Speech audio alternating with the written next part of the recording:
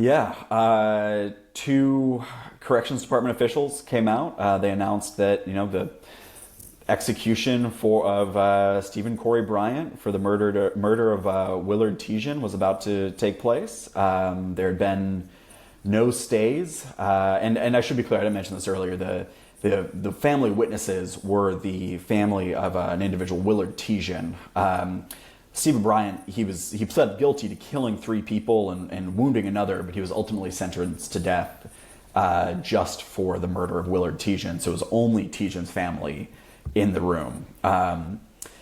So at 6:01, they put the hood over his head, and this entire time he's been staring straight ahead. And as the hood went on, you could see him take a couple of sort of, it looked to me like quick, shallow breaths, not quite hyperventilating, but as if he was steeling himself. And then the hood went on, and it's dead silence. The Tijan family sitting ahead of us, they were all holding hands. Nobody's talking. And I was staring straight at his chest, and pinned to the left side of his chest, a little off center is a target about the size of a white Post-it note, square target with a red bullseye on the middle. And I was pretty much staring straight at that, and at about 6:02, with absolutely no warning, you hear the rifle shots. And I mean, there's nothing, people like to compare it to, it's a slamming door or something, but I mean, it just sounds like gunfire. It sounds like incredibly loud gunfire, incredibly close. They all fire at once. It's just one loud crack.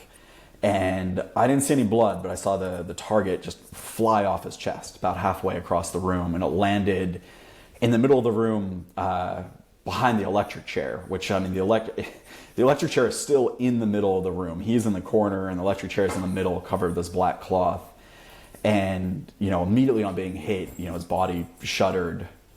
And then over the next sort of 30 seconds to a minute, there appeared to maybe be some faint involuntary movement. It kind of maybe looked like a few small breaths or movements of the chest. Maybe a small spasm at about 30 seconds, and then just complete stillness. And, he's strapped in such a way that the body can't go limp. He can't move, but you do see kind of there's a slackness to it. I mean, the life is gone. There's no tension in the body anymore. And you couldn't see the wound, but looking closely, you could see sort of a dark patch of wetness. Obviously, his blood slowly spreading across his chest, but you really couldn't see the blood, which is obviously the intention of using the black clothes for the firing squad. And then at about 6:04, a doctor came in. Give or take about 6:04, a doctor came in, or we're assuming a doctor, some kind of medical professional with a stethoscope. Spent about a minute, kind of looked like he was placing the stethoscope around different parts of Stephen Bryant's chest. And then at 6:05, one of the corrections officials came back out and said that the execution had been performed, and Stephen Bryant was pronounced dead at 6:05 p.m. And then the curtains slid shut. And we were in that room for 7 minutes, start to finish, and there's really, there's no warning at any point of it. I mean, it happened incredibly quickly. Compared to lethal injection in South Carolina, the recent ones, those have been 20 minutes, 25 minutes, half an hour. And, people are, waiting and obviously closely watching to see any kind of movement. But, within a minute after the bullets being fired, there was nothing. There appeared to be absolutely no life. How many people shoot? 3. And they're all armed. They're all carrying loaded rifles. And to be clear, I realize this is the other part of it that I didn't mention, and partly it's because I didn't have a very clear view of it. And so one of the strange things about this room is, oddly, because it's so small and the glass windows are these sort of separated windows, everybody has a pretty different view, actually. And the executioners fire their rifles from a slit in the far wall. If Stephen Bryant's on the left side, the gun ports are essentially they're on the right side. They're on the right wall. And there's a little black screen that covers them. So after the hood goes on, this corrections official raises, it's a little black pull screen, almost like a little projector screen, and pulls it, and it sort of pulls up, and you see the black slit in the wall. It's divided into 3 gun ports, but you don't see anybody. But again, we've been told that none of them are carrying blanks. It's 3 executioners. We've been told they're volunteers, that nobody's forced to do it, but again, we have no information about it.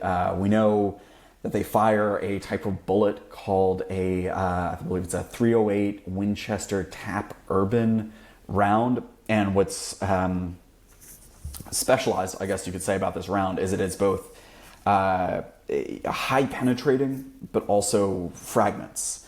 So it goes straight into the body and then more or less shatters, explodes outwards, pulverizing the organs. So if things go correctly and it does what it's supposed to do, it should essentially immediately shred the heart, immediately cutting off blood supply and oxygen to the brain. So in theory, more or less instantaneous death.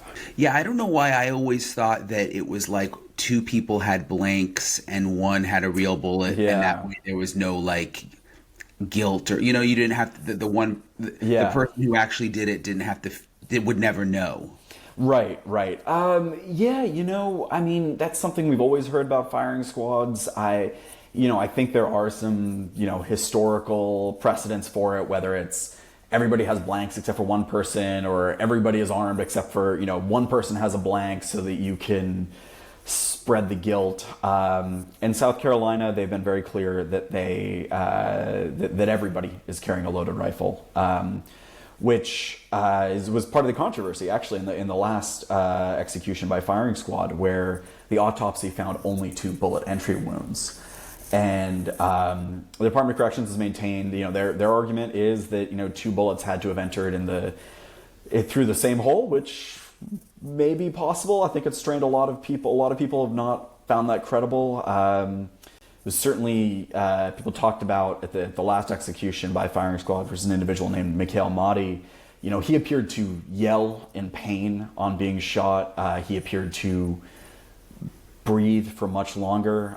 The autopsy also subsequently found that it didn't destroy the heart. I mean, it hit the chamber. I mean, it hit the heart. It sort of clipped it, but the path of the bullets was sort of much lower in the body. They also only found really two bullet paths through the body. So, that's really cast a bit of a cloud of suspicion and controversy over the firing squad here. But, the Department of Corrections is sort of stuck to their position on that, and nobody has found any conclusive evidence one way or the other as to what could have happened. But yeah, if everything is going according to plan, it's 3 executioners with 3 rifles and 3 bullets.